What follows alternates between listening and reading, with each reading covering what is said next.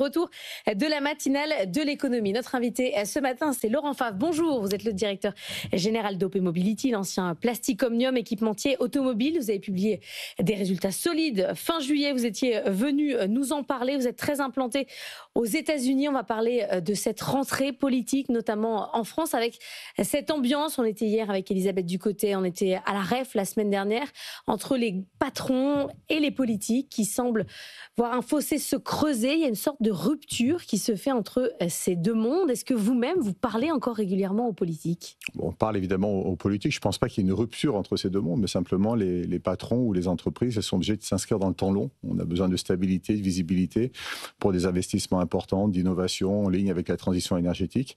Et force est de constater qu'aujourd'hui, le monde politique, en tout cas en France, est surtout focalisé sur le temps court. Donc c'est sûrement une approche différente de la temporalité qui fait que le dialogue n'est peut-être pas aussi intensif que ce qu'il a été.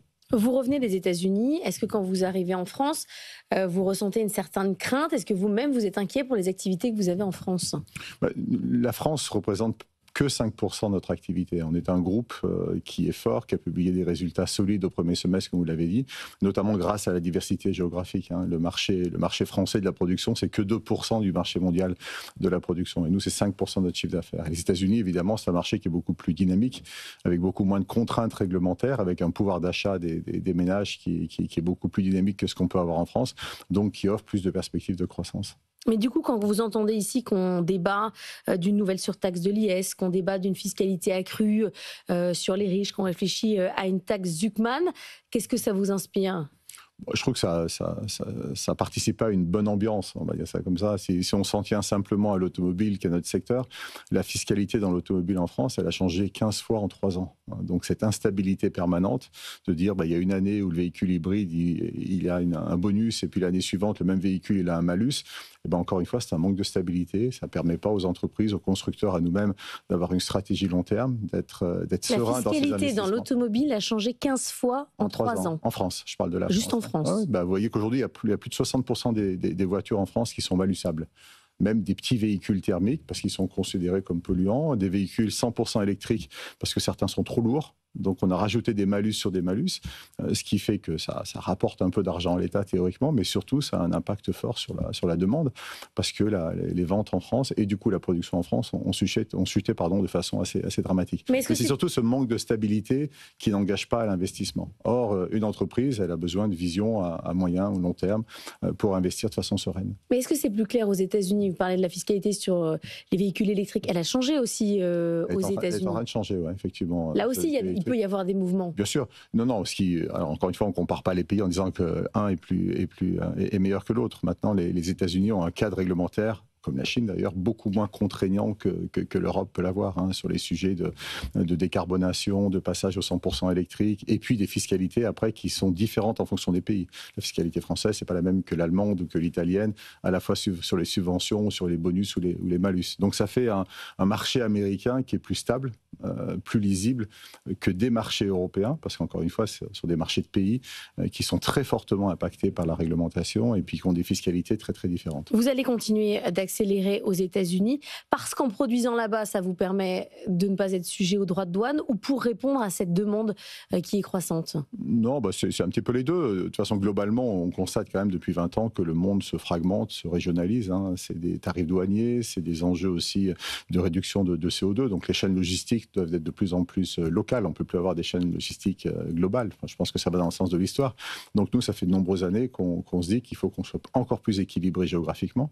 On est déjà présent dans 28 pays, mais encore plus équilibré géographiquement.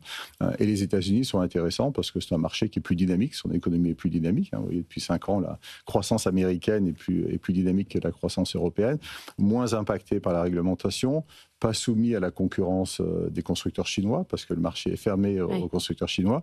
Et puis aussi, c'est un marché qui, en termes d'innovation, est super intéressant, parce que vous avez quand même des géants de la tech. Vous avez Amazon, vous avez Google, vous avez évidemment Tesla qui rentre dans le véhicule autonome, avec des moyens très importants, avec un écosystème qui leur permet, et qui permet déjà aux États-Unis d'avoir des taxis 100% autonomes. Donc c'est à la fois le dynamisme du marché à court, moyen terme, mais aussi les perspectives de croissance liées à l'innovation et à des nouveaux types de mobilité qui vont naître aux États-Unis ou en Chine parce que les écosystèmes le permettent. Vous n'êtes pas impacté directement par les droits de douane, enfin à la marge, mais l'ensemble du système, de l'écosystème dans lequel vous êtes l'est. Comment vous voyez évoluer vos concurrents ou vos sous-traitants? Est-ce qu'il peut y avoir une consolidation liée à cet environnement économique? Je dirais qu'à court terme, ce qui est embêtant, c'est qu'il y a un manque de visibilité parce que, évidemment, les droits de douane ont changé de façon assez dynamique ces derniers mois. Et donc, encore une fois, on a tous besoin de visibilité pour asseoir une stratégie long terme. Maintenant, sur le moyen long terme, ce qui dessine quand même, c'est que beaucoup d'acteurs européens ou asiatiques qui exportaient vers les États-Unis vont aller produire tout ou partie de ce qu'ils vendent aux États-Unis aux États-Unis. Donc racheter potentiellement des gens sur place, ou investir dans des capacités aux États-Unis, etc. Donc le risque pour l'Europe, pour l'Asie, c'est un petit peu moins de production dans ces pays pour exporter vers les États-Unis.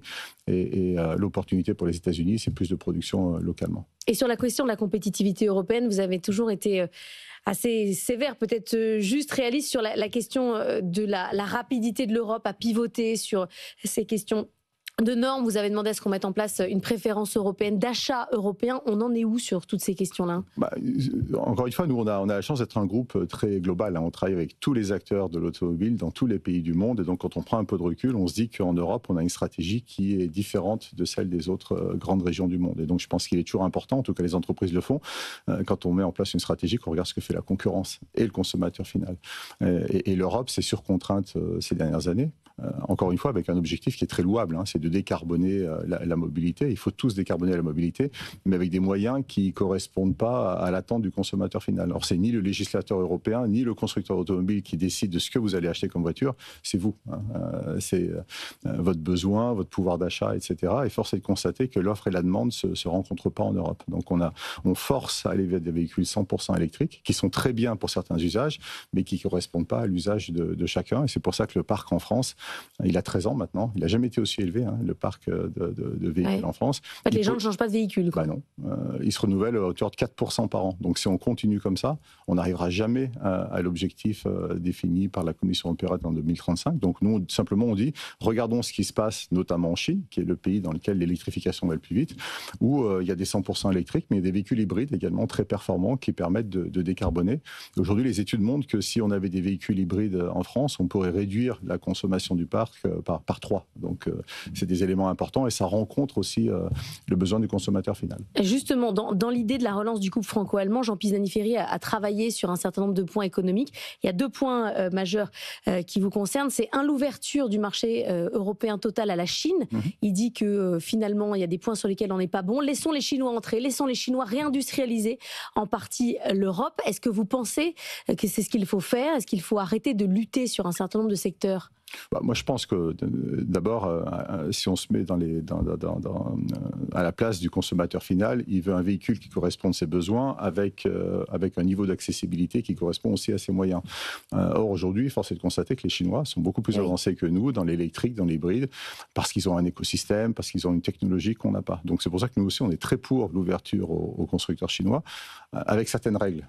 C'est-à-dire qu'on pense qu'il ne serait pas approprié que les constructeurs chinois exportent de Chine pour produire sur place. Il faut produire sur place avec de la valeur ajoutée. Et transférer les technologies. Mais c'est ce que vous savez, il y a 20 ans, 30 ans, toute l'industrie est allée en Chine pour bénéficier du marché chinois, mais avec des règles qui avaient été définies à l'époque par le gouvernement chinois, disant il faut que tu aies 50-70% de valeur ajoutée sur place et des technologies qu'on considère comme étant clés.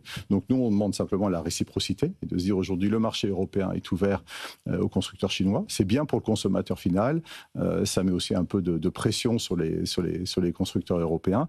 Par contre, il faut produire en Europe, il faut créer de la valeur ajoutée en Europe, il faut aussi générer des emplois en Europe, parce que sinon, ce sera la double peine pour tout le monde. L'autre point de Jean Pisani-Ferry, c'est la neutralité technologique, avoir un objectif de baisse des émissions de carbone, mais ne pas obliger à faire soit des moteurs thermiques ou arrêter avec un type de technologie, juste être sur l'objectif. J'imagine que là aussi, vous êtes d'accord. Nous, on dit depuis le début, on a la chance, ou en tout cas, on a été très, très cohérent là-dedans. Je ne pense pas que ce soit aux politiques de définir la solution technologique. Ça ne se passe jamais bien quand c'est comme ça. Le politique doit définir une ambition qui doit être évidemment très, très, très agressive de réduction des émissions de CO2, parce que ça nous concerne tous, nous et nos enfants. Par contre, quelle technologie utiliser, c'est aux industriels. Et encore une fois, ce n'est pas le moteur qui pollue, mais c'est ce qu'on met dedans. Donc c'est aussi les carburants qu'on peut développer pour que les moteurs à combustion polluent moins. Merci beaucoup Laurent Favre d'être venu ce matin dans la matinale de l'économie.